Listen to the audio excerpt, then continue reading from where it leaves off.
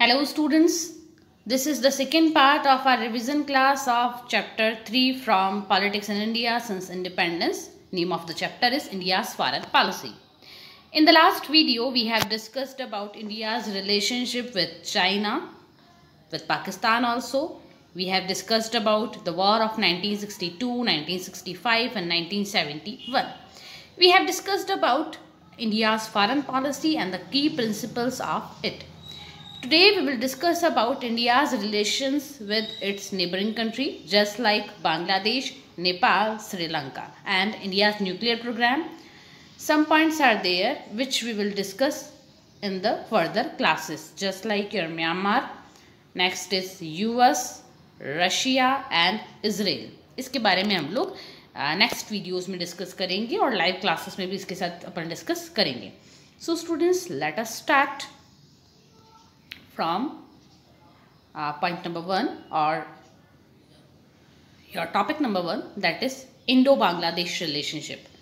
अब इंडिया और बांग्लादेश रिलेशनशिप जो है उसके बीच में डिस्प्यूट्स क्या क्या हैं. Number 1 dispute is your river dispute.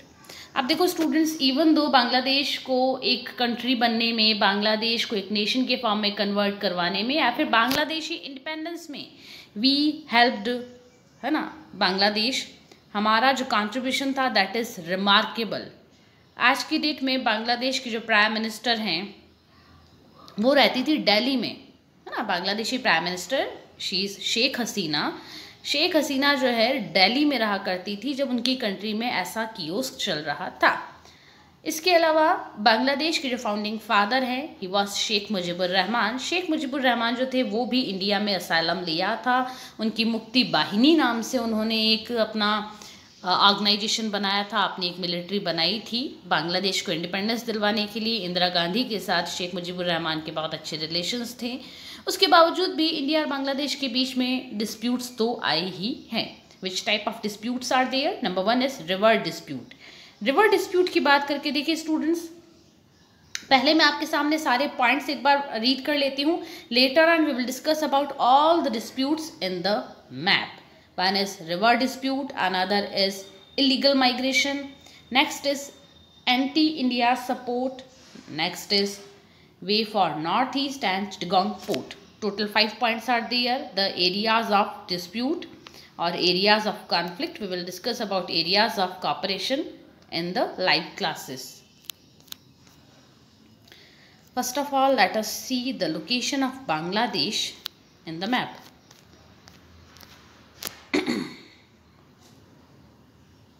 Students, this is India और इंडिया के पास में ही, इंडिया के ईस्ट में जब अपन चलेंगे ईस्टर्न साइड ऑफ इंडिया, तो यहाँ पे आपको ये वाला कंट्री जो मिलेगा इट इज़ बांग्लादेश, है ना. इट इज़ बांग्लादेश, ये बांग्लादेश मिलेगा.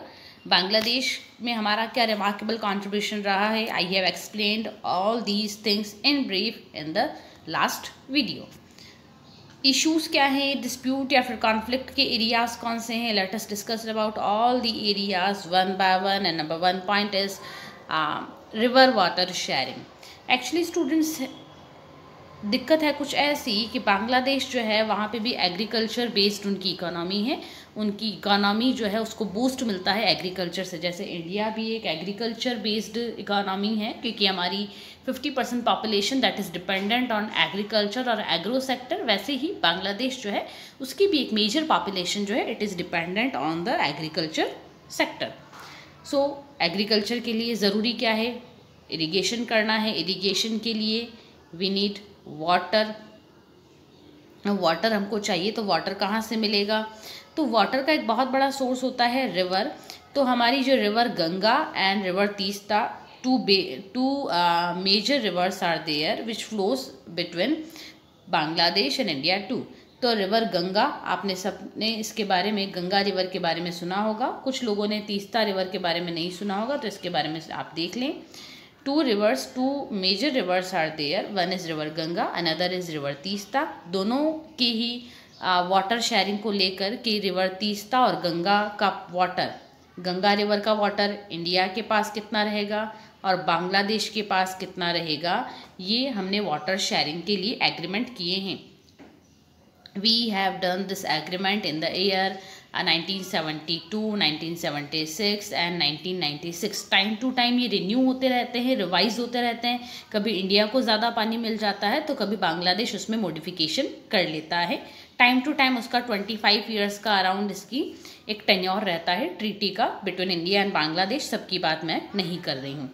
तो गंगा और तीस्ता रिवर के वाटर शेयरिंग को लेकर डिस्प्यूट है। बांग्लादेश नीडेड मोर वाटर, उसको और ज़्यादा वाटर चाहिए, और जबकि इंडिया वो वाटर देने के लिए एग्री नहीं कर रहा है।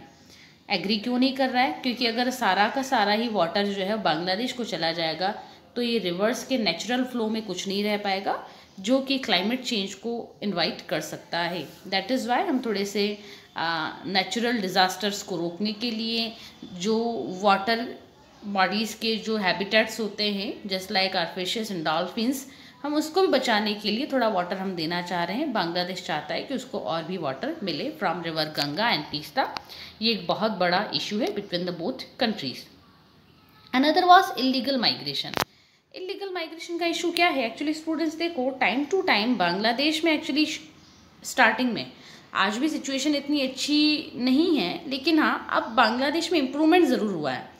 अगर अपन बात करके देखें इन द ईयर 1985, 1990, तो ये वाला टाइम ऐसा है जब बांग्लादेश की जो लिविंग स्टैंडर्ड था that was not so good. ना तो हेल्थ फैसिलिटी थी, ना तो प्रॉपर फूड ग्रेन्स मिल पा रहे थे, फूड सिक्योरिटी उनके पास नहीं थी। तो बांग्लादेशी सिचुएशन जो थी दैट टाइम अच्छी नहीं थी, लिविंग स्टैंडर्ड अच्छा नहीं था। कंपैरेटिवली इंडिया में हम लोग ठीक ठाक से रह रहे थे, है ना।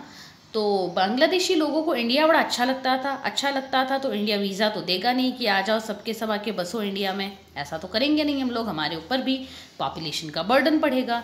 दैट इज़ वाई बांग्लादेशी क्या करते थे ना, वो चोरी चोरी करके आज क्या आ जाते थे, वो इलीगली एंटर कर जाते थे in the states of India, just like north eastern states and Bangladesh, west Bengal.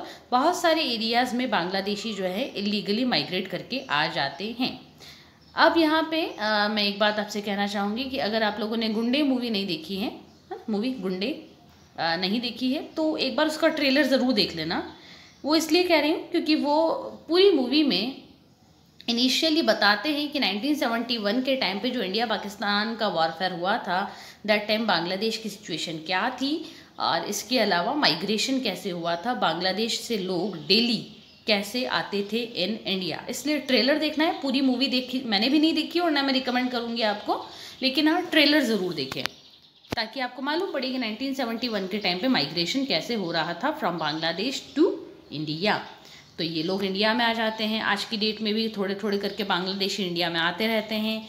इसकी वजह से हमारे ऊपर पॉपुलेशन का बर्डन बढ़ता है। लोग आ रहे हैं तो उनके लिए फूड, हेल्थ, शेल्टर सबकी व्यवस्था करनी होती है गवर्नमेंट को। और हमारी गवर्नमेंट भी कोई अमेरिका तो है नहीं कि उनके पास एक्सेस में खूब सारा पैसा पड़ा हुआ है। हमारे पास भी 130 करोड़ पॉपुलेशन है। गवर्नमेंट इन 130 करोड़ को संभालेगी या बांग्लादेश को भी और इन्वाइट करेगी? इट इज़ नॉट पॉसिबल, है ना। दैट इज़ वाई बहुत सारे इश्यूज़ क्रिएट होते हैं। कौन कौन से दूसरे इश्यूज़ रहते हैं वो मैं लाइव क्लासेस में आपके साथ डिस्कस कर चुकी हूँ। अगर और ज़्यादा इंटरेस्ट हो तो मुझे मैसेज करके आप तक उसको समझ सकते हैं। Another issue is your anti India cooperation, anti India support also. Anti India support की क्या बात करें अगर हम लोग, देखो स्टूडेंट्स, इंडिया का जो ये वाला रीजन है ना, this is north eastern states. यहाँ पे 7 स्टेट्स हैं जस्ट लाइक अरुणाचल प्रदेश, असम, त्रिपुरा, मेघालय, मणिपुर, नागालैंड, है ना। ये 7 स्टेट्स जो हैं वो इंडिया के यहाँ पे है नॉर्थ ईस्ट में। These are known as 7 sisters. अब यहाँ 7 सिस्टर्स जो है ना, जैसे जम्मू एंड कश्मीर में कैसी इंसर्जेंसी चलती रहती है, हमेशा लड़ाई दंगे वगैरह होते रहते हैं। हमारा मीडिया के जम्मू और कश्मीर को ज़्यादा कवर करता है, नॉर्थ ईस्ट को हमारा मीडिया कम कवर करता है, इसलिए आपको मालूम नहीं पड़ पाता। बाकी नॉर्थ ईस्ट में जो पूरा सिनारियो रहा है ना, वो जम्मू और कश्मीर से भी वर्स्ट है।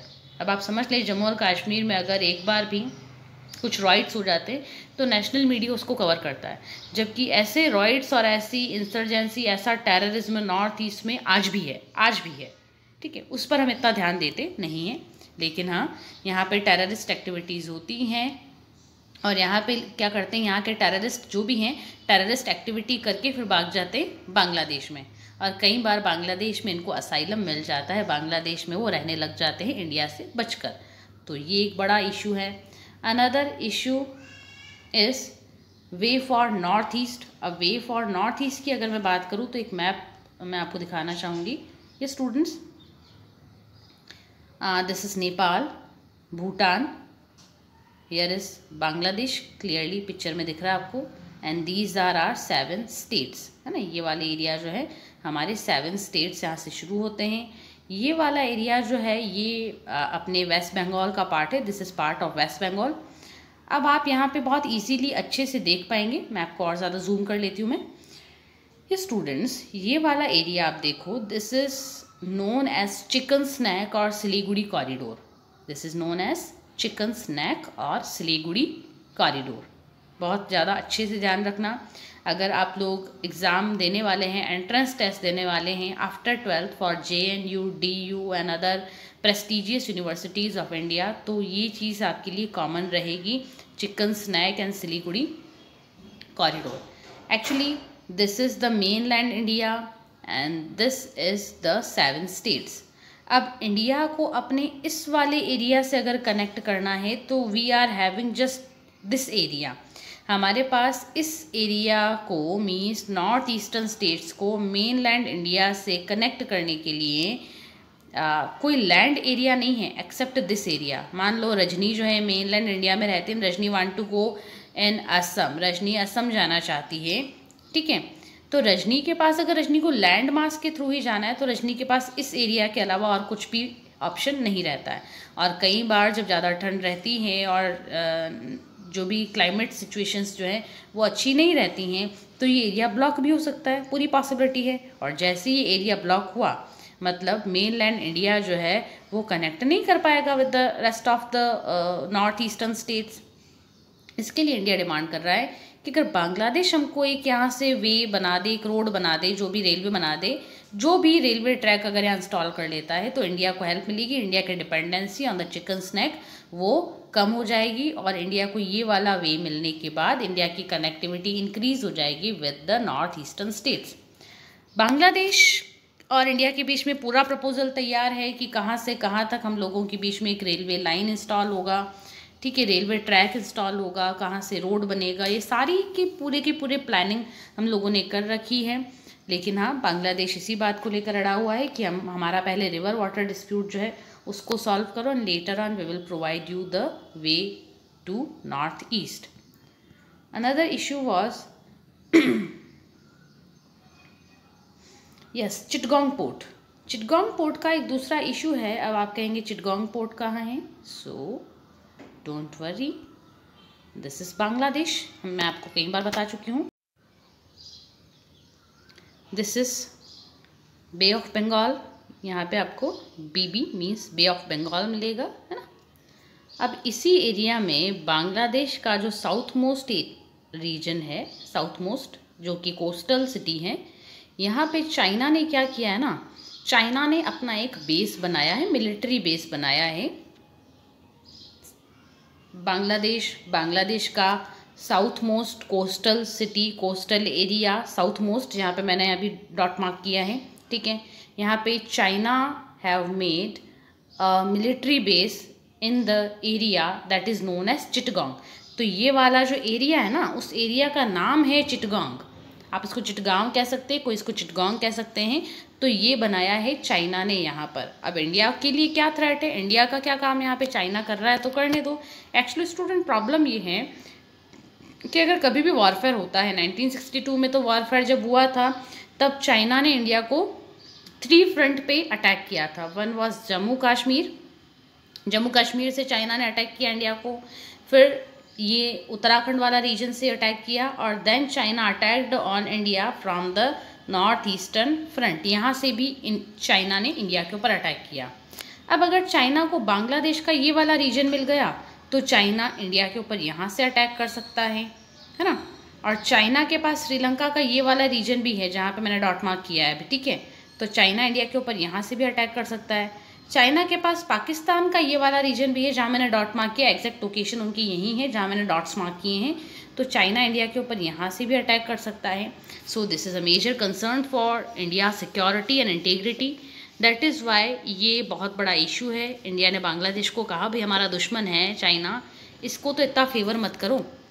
तो फिर बांग्लादेश ने थोड़ा कंसीडर किया हमको और कहा कि ठीक है, अगर चाइना हमारा कोई पोर्ट यूज़ कर रहा है then India is also allowed to use that port which is used by China also. तो आज की डेट में इंडिया और चाइना दोनों ही सेम चिटगांग पोर्ट को यूज़ करते हैं. So these were the areas of conflict between India and Bangladesh. We will discuss about area of cooperation also in the live class, क्योंकि वो अभी मैंने कवर नहीं किया है. Let us discuss about Indo Nepal disputes. India और नेपाल के डिस्प्यूट्स के बारे में अगर अपन देखें then point number 1 is Nepali support to Indian Maoist. अब माओइस्ट कौन होते हैं वो आप मुझे कमेंट बॉक्स में मेंशन करा के बताएंगे दैट हु वाज माओ ना, क्योंकि मैंने लास्ट वीडियो में भी आपसे क्वेश्चन किया था. नेपाल की लोकेशन एक बार देख लेते हैं. Later on we will see that disputes. Here is Nepal, clearly आपको मैप में दिख रहा है. अब एक्चुअली स्टूडेंट्स होता ये है कि इंडिया के जो ये वाले स्टेट्स हैं, वेट अ मिनट, यस,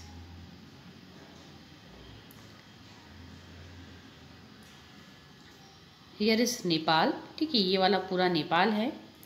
अब इंडिया के ये वाले स्टेट्स जो हैं, दीज स्टेट्स है ना, ये पूरे स्टेट्स जो हैं बहुत ही वायलेंट स्ट्रगल और बहुत ही वायलेंट रेवोल्यूशन फेस करते रहे हैं फ्रॉम द बिगनिंग. शुरुआत से ही यहाँ पे बहुत ज़्यादा वायलेंट रेबेलियन हुआ है, ब्लडी रेवोल्यूशन होते रहे हैं, टाइम टू टाइम बहुत ज़्यादा वायलेंस होती रही हैं.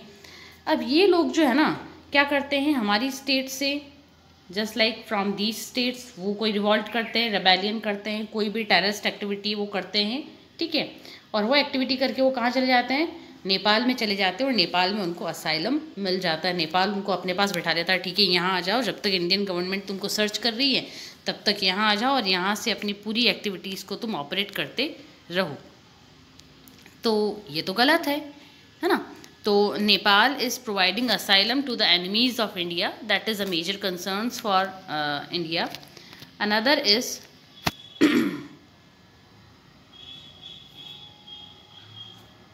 Is Madheshi issue and misconception. अब मधेशी और मिसकंसेप्शन क्या है स्टूडेंट्स, ये बात एक बार देख लें. Madheshi is an ethnicity of Nepal.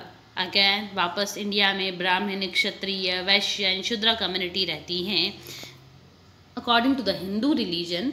वैसे ही हिंदू रिलीजन की ही एक और एथनिसिटी है that is known as Madheshi, है ना. मधेशी एक कास्ट का नाम है. ठीक है, एथनिसिटी समझ में नहीं आ रहा है तो समझ लो कास्ट का नाम है, जो कि ड्यूरिंग द ब्रिटिश रूल, जब ब्रिटिशर्स इंडिया में थे तो ब्रिटिश रूल, नेपाल पर भी ब्रिटिश रूल था, तो ड्यूरिंग ब्रिटिश रूल इंडिया से कई लोग माइग्रेट करते गए और वो सेटल हो गए in this region of Nepal. वो नेपाल के इस रीजन में सेटल हो गए और वो कम्युनिटी जो इंडिया से माइग्रेट करके नेपाल में पहुंची इसको अपन कहते हैं मधेशीज़. मधेशीज़ का इशू ये है कि मधेशीज़ को लगता है that Indian government is not helping the Madhesis. आज की डेट में मधेशीज़ को डिवाइड किया जा रहा है इन नेपाल. मधेशीज़ के साथ डिस्क्रिमिनेशन किया जा रहा है. Even though Madheshi community is rich in Nepal. Madheshi community Nepal को बहुत ज़्यादा टैक्सेस, अराउंड 65% टैक्सेस जो है ऑल ओवर नेपाल के रेवेन्यू कलेक्शन जो है मधेशी कम्युनिटी करती हैं. मधेशी कम्युनिटी वहाँ पे एक ट्रेडर कम्युनिटी है, बिजनेसमैन कम्युनिटी है. उसके बाद भी मधेशीज़ के साथ बहुत ज़्यादा डिस्क्रिमिनेशन होता है और नेपाल की जो गवर्नमेंट है वो मधेशीज़ को आउटसाइडर मानती है और उसके लिए सिटीज़नशिप को भी पहले तो वो परमिट नहीं कर रही थी. और मधेशी अब ये ब्लेम करते हैं ऑन इंडिया कि इंडियन गवर्नमेंट नेपाल को समझाती नहीं है कि मधेशीज़ आर इंडियंस और नेपाल को मधेशीज़ के साथ ऐसा नहीं करना चाहिए. तो ये एक और प्रॉब्लम है. Another issue was misconception. Misconception ये है कि नेपाल के जो लोग हैं और नेपाल की जो गवर्नमेंट है उनको लगता है कि इंडियन गवर्नमेंट जो है वो नेपाल के जो इंटरनल इश्यूज़ हैं उसमें इंटरवीन करती है. Point number 1. और दूसरा इशू ये है कि इन द ईयर 2015 ये पूरे एरिया को मधेशीज़ ने क्या कर लिया था, ब्लॉक कर दिया था. पूरे एरिया को ब्लॉक कर दिया. तो न तो अब इंडिया से कोई सामान जाएगा और न ही कुछ आएगा, तो गुड्स एंड सर्विसेज स्टॉप हो गई। गुड्स एंड सर्विसेज स्टॉप होने का मतलब ये है कि नेपाल इंडिया का एक बहुत बड़ा बायर रहा है इंडियन गुड्स एंड सर्विसेज का। तो नेपाल में प्रॉपर सप्लाई हो नहीं पाई थी ऑफ गुड्स एंड सर्विसेज, तो नेपाल में बहुत ज़्यादा स्कैरसिटी आ गई। स्कैरसिटी की वजह से वहाँ पे महंगाई बढ़ गई। महंगाई की वजह से लोग वहाँ की गवर्नमेंट को गालियाँ निकालने लगे, उसको अब्यूज़ करने लगे। गवर्नमेंट गुस्सा हो गई। गवर्नमेंट ने कहा कि ये तो इंडिया का एक प्री प्लान्ड ब्लॉकेड था, जो इंडिया ने अपने ही भाई बंधु लोग जो थे, दैट वाज मधेशी, उनको कहा कि नेपाल इंडिया बॉर्डर को ब्लॉक कर दो, और ब्लॉक करने के बाद नेपाल में एक इनस्टेबिलिटी आएगी, और इनस्टेबिलिटी आएगी तो इंडिया इंटरवीन करेगा और नेपाल की गवर्नमेंट को कहेगा हटो, अब हमारा रूल रहेगा।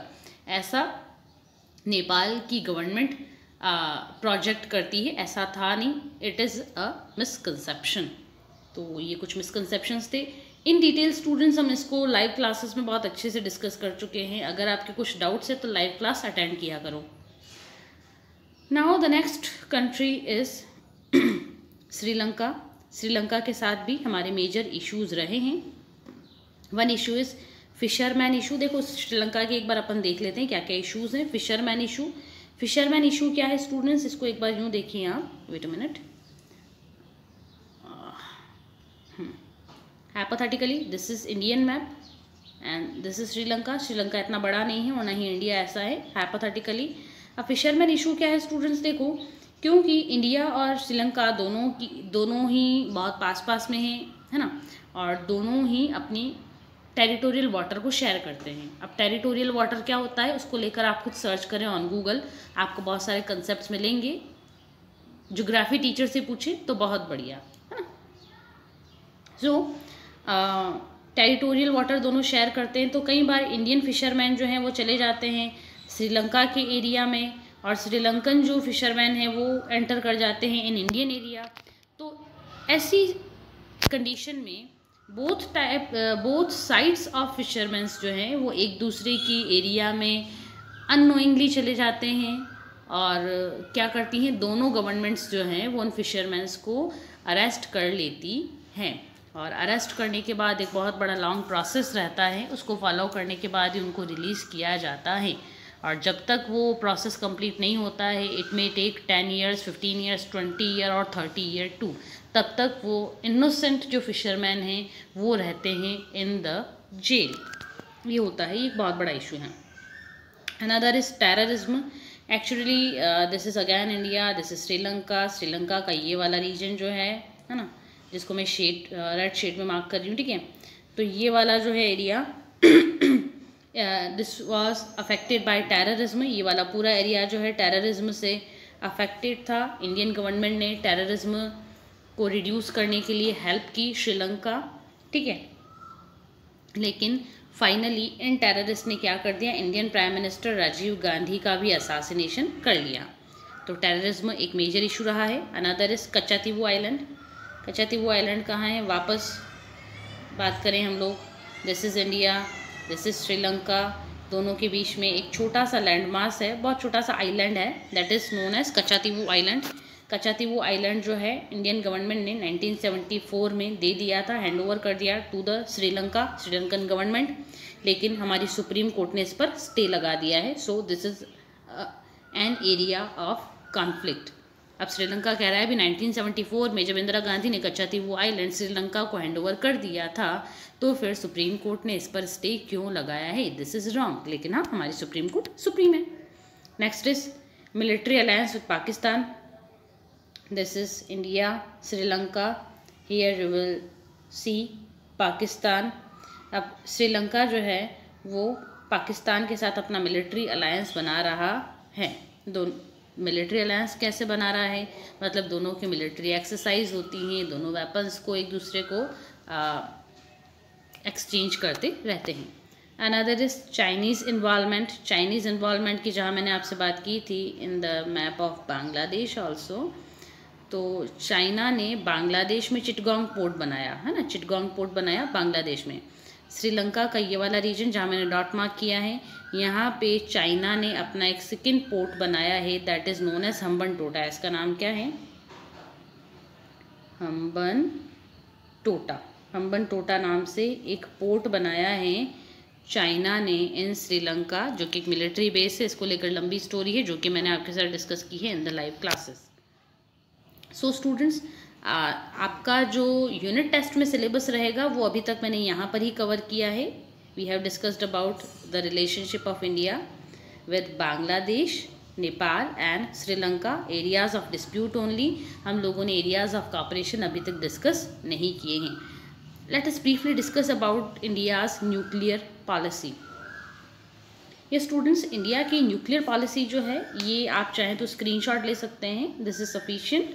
ठीक है, इंडिया की न्यूक्लियर पॉलिसी जो है वो पीस ओरिएंटेड रही है। हमने न्यूक्लियर टेस्ट किए थे in the year 1974। India tested it's first nuclear weapon in Pokhran.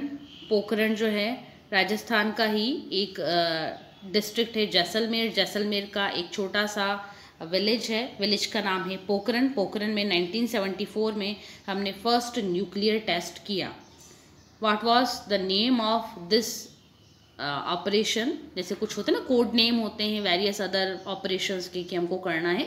So this was a secret operation. Nuclear test करना एक सीक्रेट ऑपरेशन था। ऐसा नहीं कि हम लोगों ने सबको एडवर्टीजमेंट करके कहा कि इंडिया पोखरण में एक न्यूक्लियर टेस्ट करने वाला है, ऐसा नहीं था। This was a secret operation. Operation का नेम क्या था आप कमेंट बॉक्स में मुझे मेंशन करके बताएंगे। I have told you name of the operation. India ने 1998 में अपना सेकेंड न्यूक्लियर टेस्ट किया था अगेन इन पोखरण। इसका नेम क्या है वो भी आप मुझे बताएंगे इन द कमेंट बॉक्स। मैं आपको लाइव क्लासेस में बता चुकी हूँ। इंडिया इतने टेस्ट कर रहा है तो इंडिया के ऊपर एलिगेशन लगते हैं भी, इतने टेस्ट क्यों कर रहे हो, इतने वेपन्स क्यों चाहिए, लड़ना है क्या किसी से? तो इंडिया कहता है नहीं, आर न्यूक्लियर पॉलिसी और nuclear weapons are peace oriented, है ना। हमको पीस चाहिए, शांति चाहिए। ये जो न्यूक्लियर वेपन्स हम टेस्ट कर रहे हैं, these weapons are for security purpose. अगर कोई हम पर अटैक करता है तो वो अपनी सिक्योरिटी के लिए हम उन वेपन्स को डेवलप कर रहे हैं, टेस्ट कर रहे हैं। बाकी किसी पर आगे होके हम लोग अटैक नहीं करेंगे।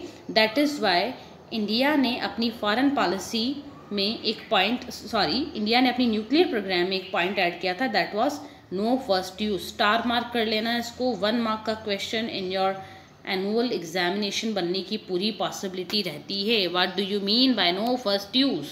मैच तो फॉलोइंग में आ जाएगा, कुछ भी आ सकता है। ठीक है, तो इंडिया ने कहा नहीं, you need not to be panic. International community को, means all over the world को इंडिया ने अश्योर किया कि हम नो फर्स्ट यूज़, मतलब कोई अगर हम पे न्यूक्लियर वेपन से अटैक नहीं करेगा तो हम आगे होके उनके ऊपर न्यूक्लियर वेपन से अटैक नहीं करेंगे। बस हाँ, सिक्योरिटी पर्पस से एक और हमारे पास बैठा है चाइना, दूसरी ओर बैठा है पाकिस्तान, ये सारे इंडिया के एनिमी कंट्रीज बैठे हैं, तो अपनी सिक्योरिटी के लिए तो हमको कुछ करना पड़ेगा।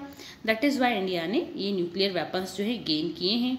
नरेंद्र मोदी जो हैं उन्होंने भी लेकिन नरेंद्र मोदी जो हैं उन्होंने 2017 में कहा कि नो फर्स्ट यूज़ वाला जो क्लॉज है ना, कि हम आगे होके किसी पर न्यूक्लियर वेपन से अटैक नहीं करेंगे, वी कैन रिव्यू दिस। हम उसको रिव्यू कर सकते हैं और हम उसको चेंज भी कर सकते हैं कि अब हम आगे होके भी अटैक करेंगे, क्योंकि हम वेट थोड़ी करेंगे कि पाकिस्तान हम पर अटैक करेगा न्यूक्लियर वेपन से फिर हम अटैक करेंगे इंडिया पर। ठीक है, तो फिर तो इंडिया वैसे ही ख़त्म हो चुका होगा, तो हमारे पास अटैक करने की कैपेसिटी रहेगी कहाँ पे।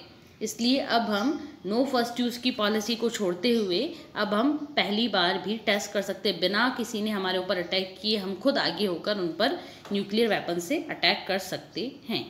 अब इसको लेकर एक कमिटी बनी है ना, that is known as NSG।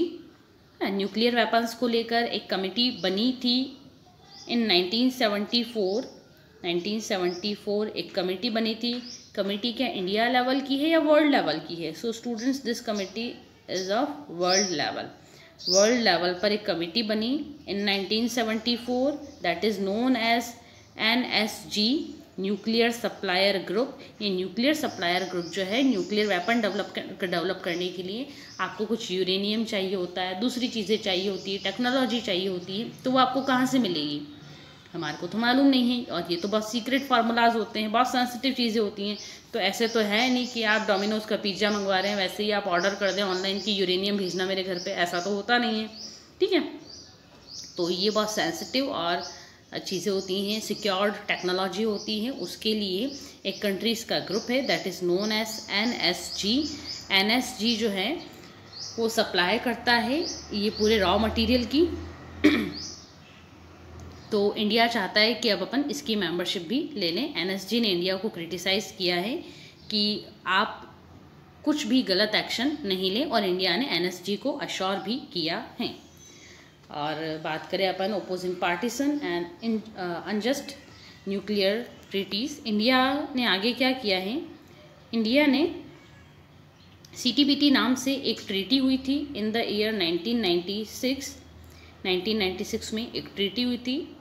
Treaty का नेम है CTBT, full form is comprehensive, है ना, full form is comprehensive test ban treaty. Means we will ban the test, which type of test, nuclear test. Nuclear test को हम ban करेंगे, कोई country nuclear test नहीं करेगा, सब सुन लो, कोई कंट्री न्यूक्लियर टेस्ट नहीं करेगा। ऐसे करके CTBT नाम की एक ट्रीटी बनाई गई। इंडिया ने उसको ओपोज किया है। वाई इंडिया ओपोज टू, ये लाइन याद रखना, 1 मार्क का क्वेश्चन अगर आपका बनेगा तो वो यहीं से बनेगा। इंडिया ने CTBT को ओपोज क्यों, because it is discriminating in the countries, और ये इनजस्ट वैल्यूज़ पर बेस्ड है। अब क्या इनजस्ट है, कैसे डिस्क्रिमिनेटिव है, वो मैंने आपके साथ डिस्कस किया है इन द लाइव क्लास, उसको आप देखें डाउट से तो फिर बाद में पूछें। NPT was formed in 1968। 1968 में एक और ट्रीटी हुई थी, full form of NPT is non nuclear proliferation treaty. Means जो भी न्यूक्लियर वेपन कैसे बनाते हैं कैसे नहीं बनाते हैं, इसका एक फार्मूला होता है, इसका एक पूरा प्रोसेस होता है। तो वेरियस कंट्रीज़ ने आपस में डिस्कस करके ये डिसाइड किया कि हम एक ट्रीटी साइन करते हैं that is known as NPT in 1968। और इसमें इन्होंने कहा कि now the nuclear weapon countries will not share the formula to build a nuclear weapon, to develop a nuclear weapon with the rest of the world. Means 1968 में only 5 countries were having the formula of making nuclear weapon और developing nuclear weapon. उन्होंने decide किया है कि now we the 5 countries will not share that formula. इस पर भी India ने साइन नहीं किया है। India didn't signed the CTBT। What were the reason, one was unjust nuclear treaty है एंड अनदर इज डिस्क्रिमिनेशन करती है, ये पार्शियलिटी करती। So students, this is the end of this video and keep learning. Good bye.